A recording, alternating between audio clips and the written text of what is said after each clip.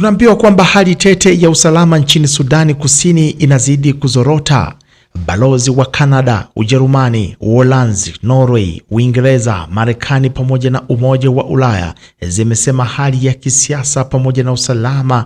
wa Sudani Kusini inazidi kuwa mbaya tangu kumalizika kwa vita vya wenyewe kwa wenyewe nchini humo. Katika taarifa ya pamoja, balozi hizo zimethibitisha kuwa zinakubaliana kwa sauti moja kabisa na ripoti ambayo imetolewa hivi majuzi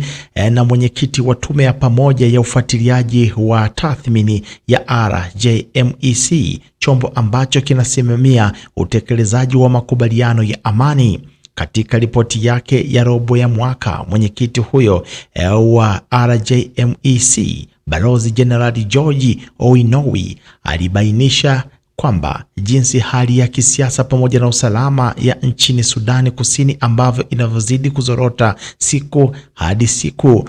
kwa kulinganisha na hali ambayo ilivyokuwa mnamo mwaka wa 2018. Ripoti hiyo ya robo mwaka ya tume ya RJMEC imeelezea matukio mabaya ambayo haijawahi kushuhudiwa tangu kutiwa saini kwa makubaliano ya amani ya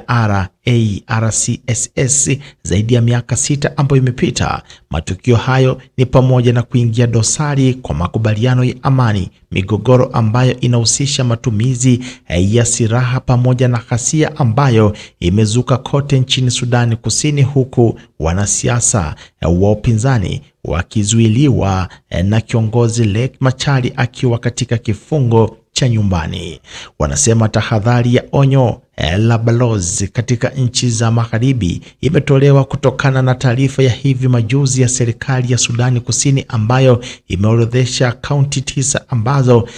zinakaliwa na watu wa kabila la Nules. Mabalozi wa nchi hizo wamesema kuwa taarifa hiyo ni ya chuki na inamaanisha kuwa kaunti hizo zinafungamana na chama cha Riek Machar. Hatua hiyo ya serikali ya Sudani Kusini imeelezwa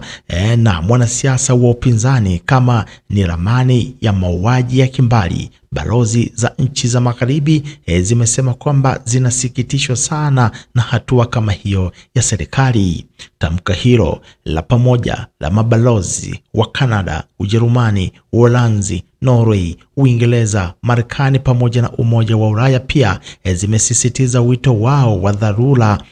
wa kuachiliwa kwa Riek Machar na kuwataka viongozi wote kukomesha kutumia ghasia kama chombo cha ushindani wa kisiasa, na wakati huo huo wamezihimiza pande ambazo zinazozana kurejea katika mazungumzo ambayo yanayolenga kupata suluhu ya kisiasa haraka. Tangu mwezi Machi, ghasia hizo zimesababisha vifo vya watu wasiopungua 200 katika majimbo kadhaa ya Sudani Kusini, na wengine takribani 125,000 wamelazimika kuyakimbia makazi yao kulingana na Umoja wa Mataifa.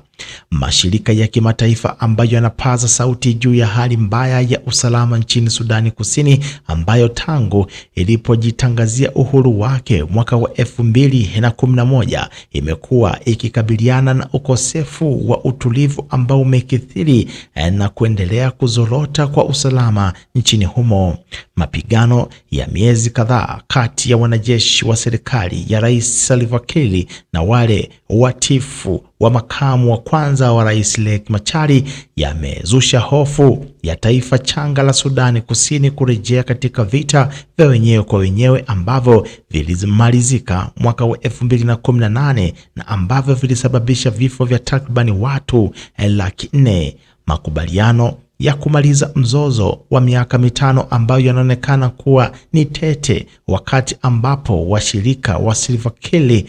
wakiwashutumu washirika wa Riek Machar kwa kuchochea machafuko katika kaunti ya Nasir iliyo katika jimbo la Upper Nile kwa kushirikiana na kundi ambalo linajulikana kama ni White Army la vijana wa kabila la Nules ambao wanajihami kwa silaha.